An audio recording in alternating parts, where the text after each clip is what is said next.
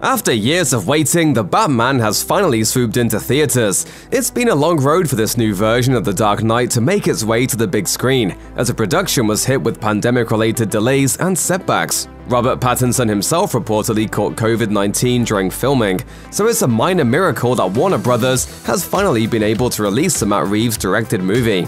Thankfully, the film pushes its cast of DC heroes and villains in new directions, many of which should even surprise longtime fans. The action kicks off in Bruce Wayne's second year of crime fighting, so audiences don't have to sit through yet another origin story.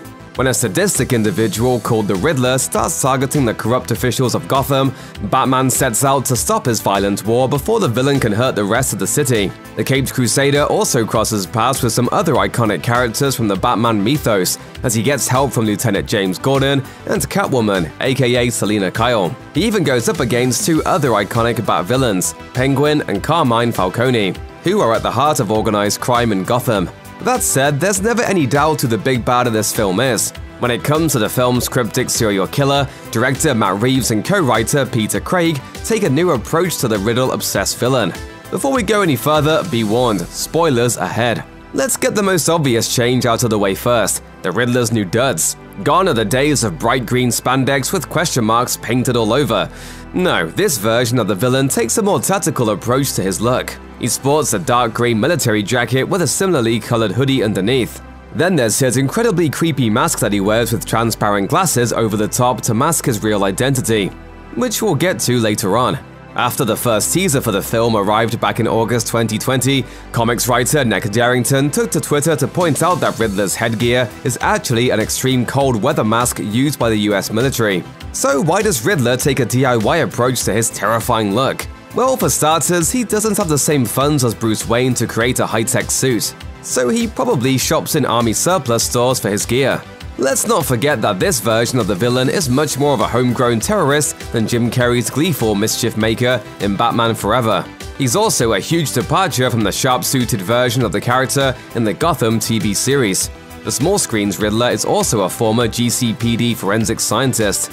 Although he clearly enjoys taunting Gotham in his live streams, a flamboyant, eccentric Riddler wouldn't fit into this universe that Matt Reeves is building. The Riddler also tells the hero that his mask allows him to become his true self. It's all an attempt to bond with Batman, as he points out that the Caped Crusader's persona is also his true face.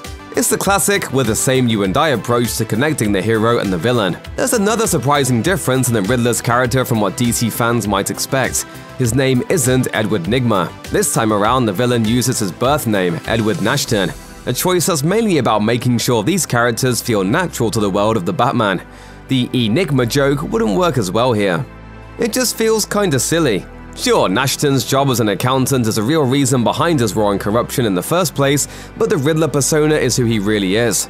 Plus, he's already projecting majorly enigmatic vibes even without the pseudonym.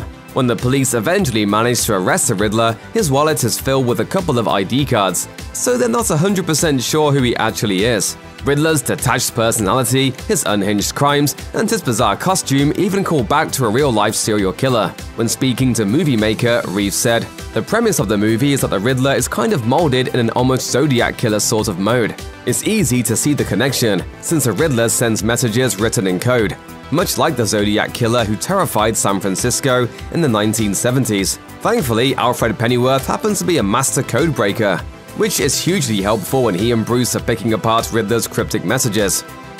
Check out one of our newest videos right here. Plus, even more Looper videos about your favorite DC movies are coming soon. Subscribe to our YouTube channel and hit the bell so you don't miss a single one.